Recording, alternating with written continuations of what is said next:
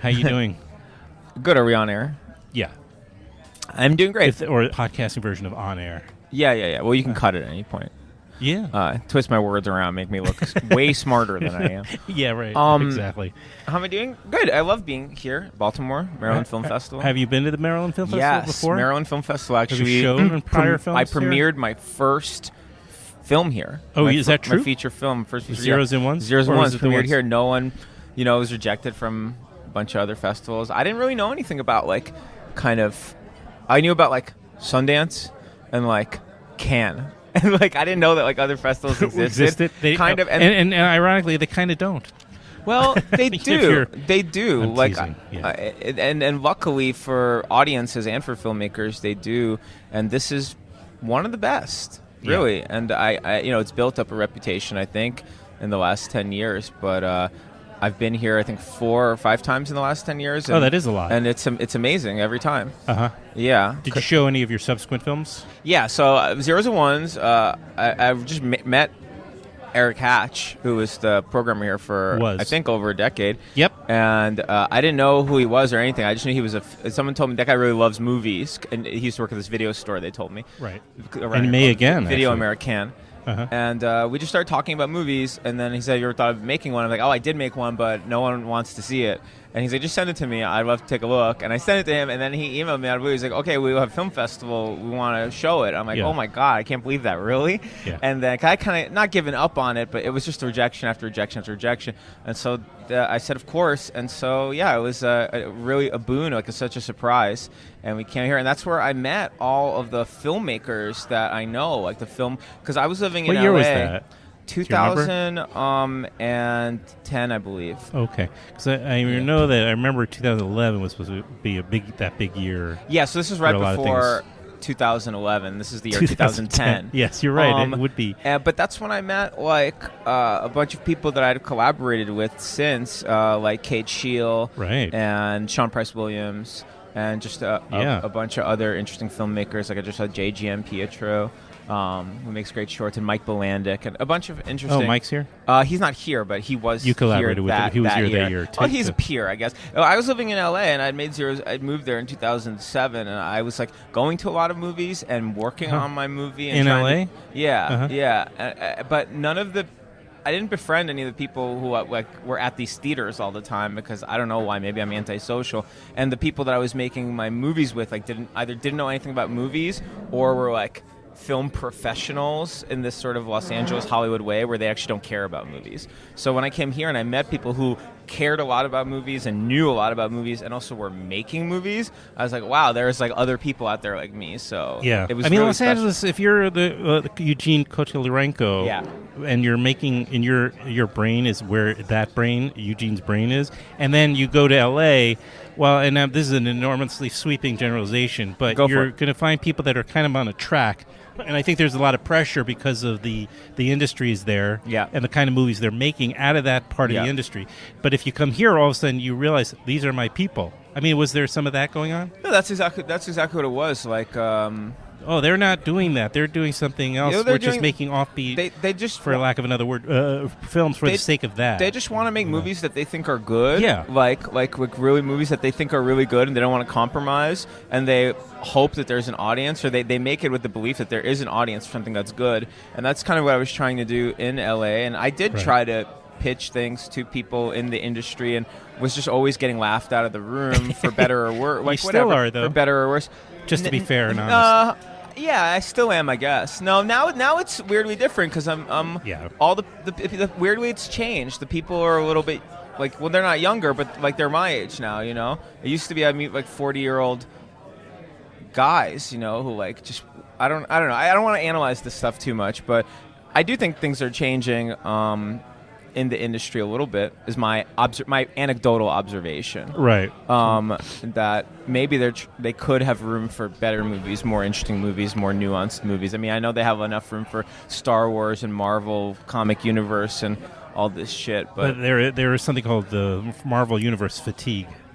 I think so. That's out there, and there's still. Then they make a couple of huge successful ones, of course, like Black Panther and that was Infinity Wars, rather. I didn't see Infinity War. I thought Black Panther was really good. Yeah. No, I'm certain they're going to make it by accident. Even at a sheer totally sheer numbers, they make 50 of them. A couple of them are going to turn out. Back when there was a studio system, they were just pumping out genre films all the time, and this is the closest equivalent we have to, westerns or westerns. It's the same idea. Right? Yeah. So I mean, a lot of those westerns from the 50s and 40s and 60s are terrible. Avengers and like a lot of those westerns rock.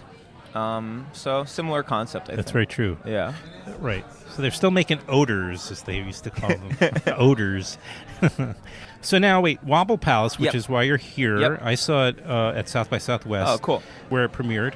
Is this your fourth feature? I want to say fourth, but I may be wrong. I don't know. Like, I guess it's technically, well, it's hard to say. It's technically my third feature. Okay. But I did make a feature-length film all through webcams and screen grabs. Right. Which only played in like kind of museums and galleries and stuff, and never played festivals. Yeah, sure. And then I've made a bunch of long-form diary films, which you have. If you count, like, where do you find those? Online on my website, everybodyloves.me. There's a bunch. Everybodyloves.me. Yeah, everybodyloves.me. Okay. Yeah. I used to have also everybodyhates.me, and it directed to the same site, but I forgot to renew it. That'll happen. Yeah, it happens sometimes when you don't give them the auto-renew debit card info because you're a struggling filmmaker and all that. So Wobble Palace, though, is your new, and you had your premiere, world premiere at South by Southwest? Yeah, South by Southwest. How was that? It went great. The audiences, it was like packed, and audiences really liked it. And, you come up with these gambles when you're making a film. You're trying to push, hopefully you're trying to push the medium, and you're trying to push the possibilities of what you're doing, so that's interesting for you and interesting for audiences.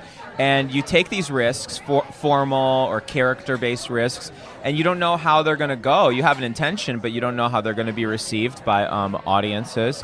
And when you sit there and you say, oh my God, right, that laugh actually hits, or like, oh my God, right, they're still tracking with this emotional arc, even though it could be off-putting, or even though maybe it's a little bit confusing because the structure of the movie, is like jumping back and forth. And it just really worked, I felt like. So that made me really happy. So it was cool to show it to an audience. And, the Austin audience at South by Southwest is a great forum. There's a lot of good movies there. And, it's nice to premiere in a high-profile way. Right, and we can get some, maybe even, I don't know if it matters. I don't know if you did.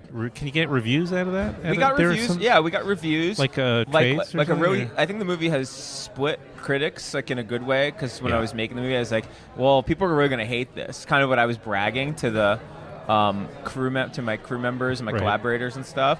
I'm like, people are really gonna like go hard at this. Yeah, and maybe there's a term we can come up with. How there's this term humble bragging. We'll call this like fumble bragging. Fumble bragging? I don't know. I'm just trying to find something. I guess I was hate bragging or something. Yeah, where you kind of say how you're showing off that people are going to really respond negatively to your film. Yeah. I mean, at first they're gonna bristle, right? But then they're like, it sticks with you. That's what I found. Yeah. Like then it sticks with you, and then you're like, I think I need to see it again just to make sure I saw what I saw or responded to. That was the right like you kind of want to just kind of get see it again to kind of try to start understanding it more. I mean, that's my response to it. Yeah, it's seeing it twice is good. When it sticks with you, it's good. I agree. I mean, I just just to be clear, like I don't want my stuff. I never wanted someone to sit there being bored, but like certainly a film could push forward ideas, or just the viewing experience could be like, complicated, and you could have strong reactions against the characters. But I never want someone to sit there being like, I'm tuned out, or this is so off-putting, I'm bored, or something. Yeah, or it's nice and you're enjoying it, and then 10 minutes after you leave, it's already a washes away. It's washed away. Yeah, which is even for movies that I'm sitting in, I'm enjoying, and then afterwards I like to try to recall them. Yeah, there's no real nothing stuck. I think in our world today, right, we are all vying for attention. There's something that a lot of people refer to as content, and I certainly most of it is forgettable, right, when they call it content. So I certainly wouldn't want to end up making something that's just purely content, something to while away the hours while your life slowly, on this mortal coil as you tick away or something. I wouldn't want to make something like that. So if I have, then I'm failing, and if I haven't, then whatever response you have, as long as it's memorable, is good. I've succeeded.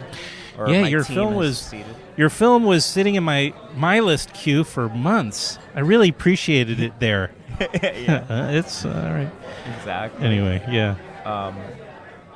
So Wobble Palace, what is Wobble Palace? Wobble Palace is a place.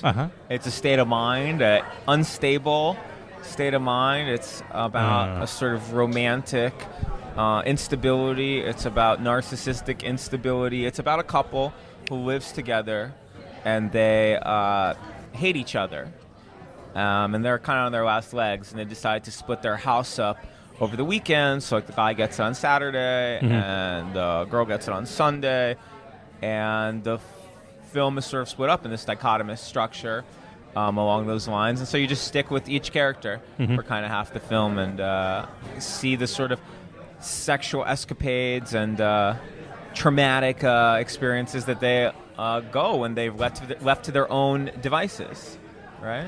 Yeah. Now I'm sitting with you. You're wearing a beret. Yeah. Well, I was told by a Spaniard that it's actually called a chapela. Oh. And it is from San Sebastian, Spain. So I'm gonna go with that. But yes, chapela? It definitely feels like a beret. Chapeau.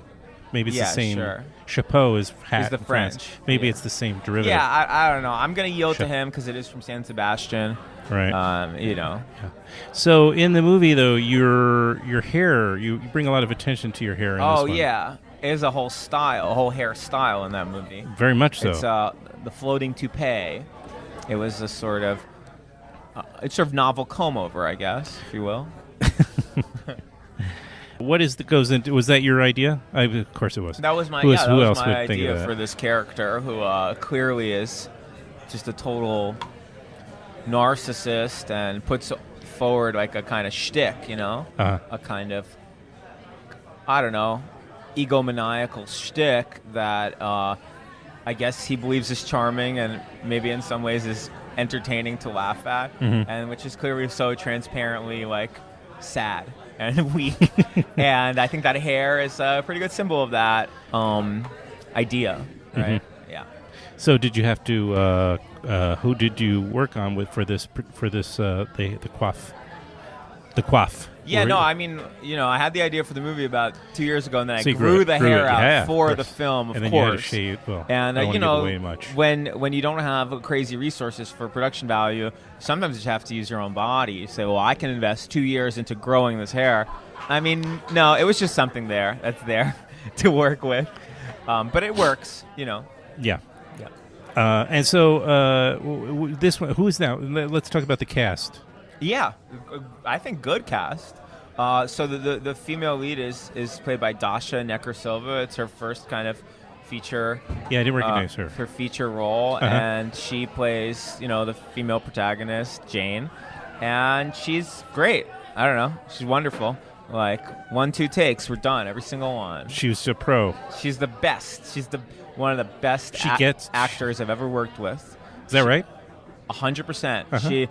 She made a lot of the scenes funnier and more emotional than I imagined them. She brought a lot to the table. We co-wrote all of her voiceovers together.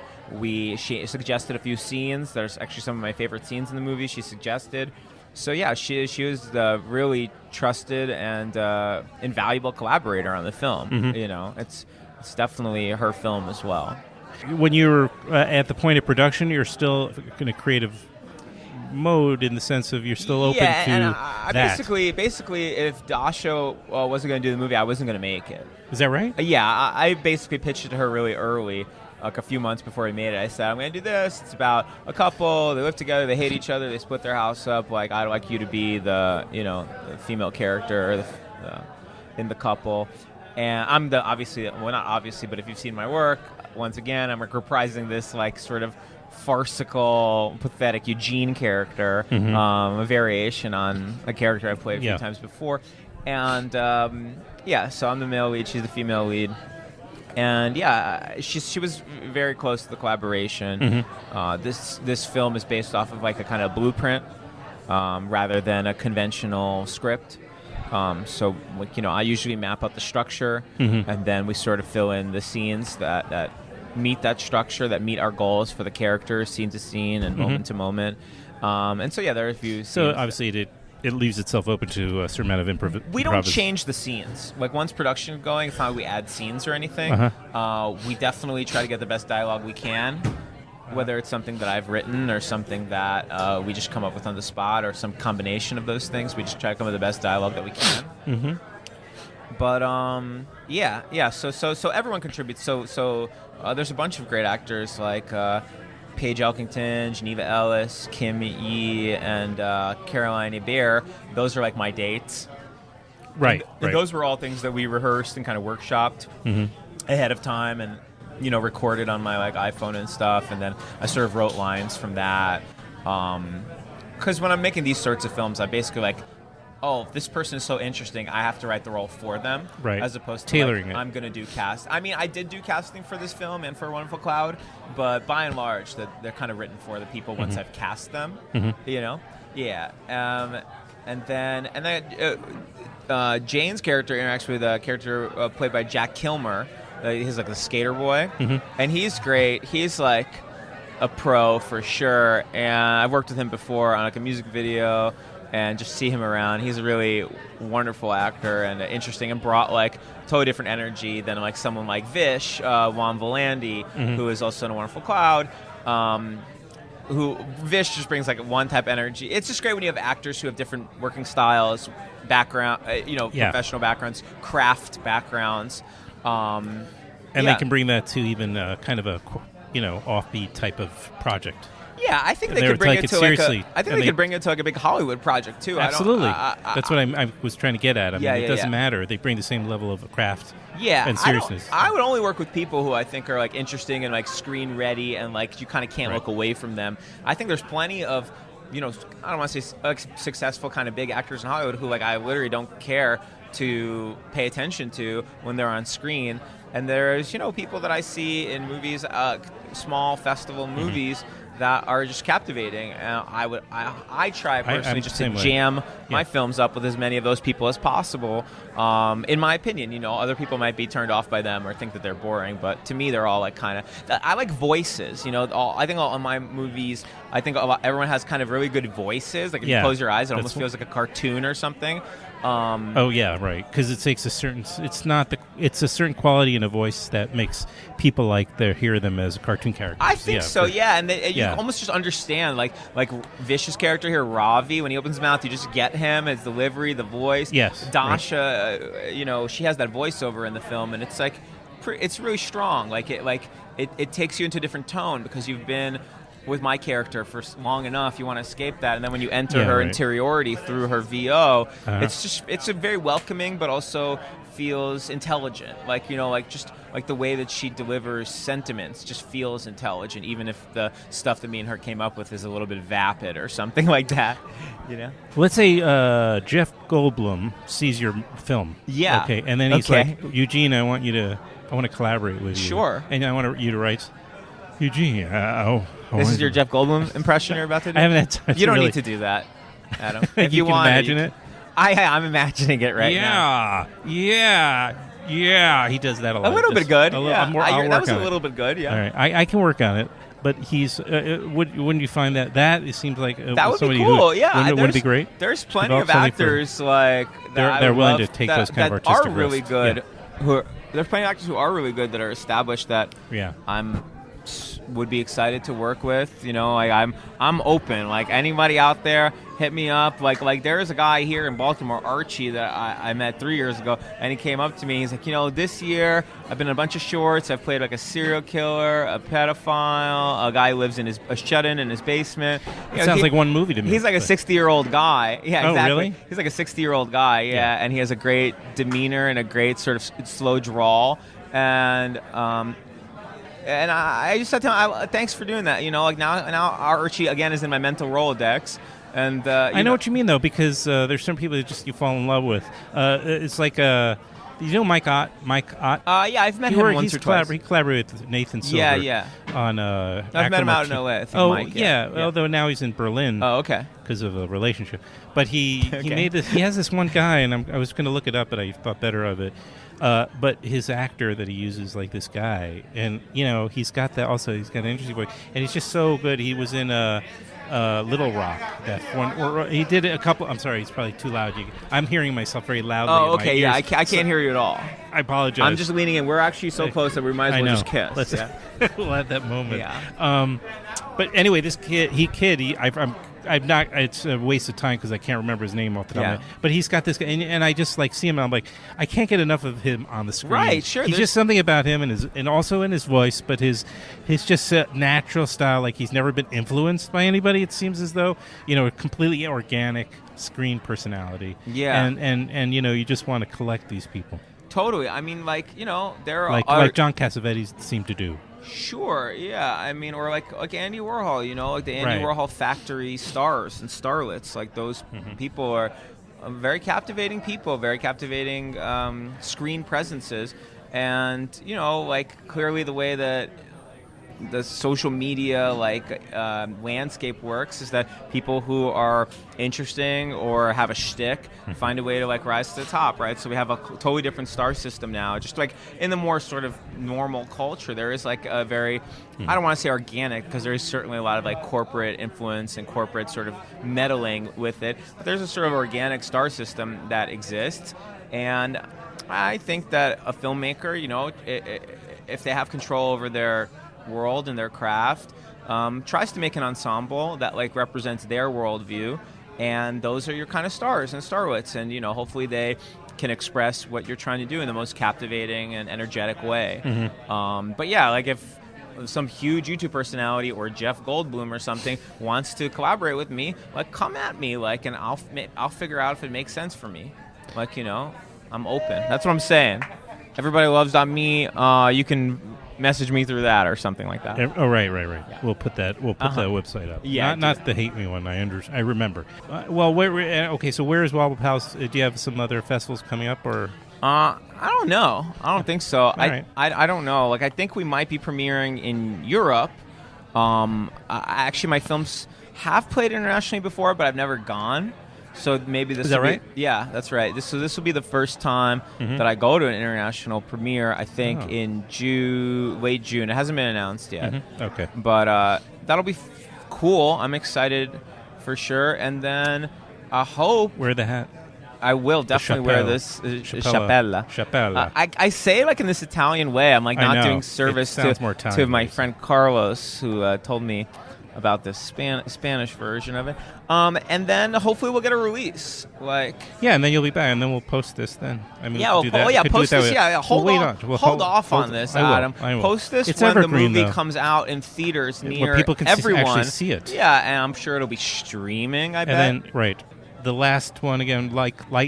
A Wonderful Cloud? Wonderful Cloud. Yeah, the last one, Wonderful Cloud. That's available. That's out there. That's out there on your iTunes, whatever, Amazon, on your iTunes. whatevs. And then also Zeros and Ones, I think, is out there. All right. Yeah, do a little huge man retrospective. That would be cool. I would. Well, when the film comes in, we can show. Maybe what we do is we'll get a place and we'll show one or both of the other films. And while you get the theatrical going, I think that'd be cool. Because you come in for the weekend.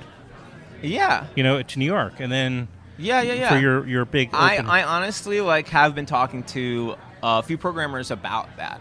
So hopefully that does happen, because I do feel this is a phase of my work that I think is ending, this type of work. Interesting. Okay. So I just want to do a roundup, because whatever. The more work you make, closure. The more work you make, the more people hear about it. So it's that's right. Okay, let's watch all these together. Maybe it'll make sense to someone. Maybe someone will care.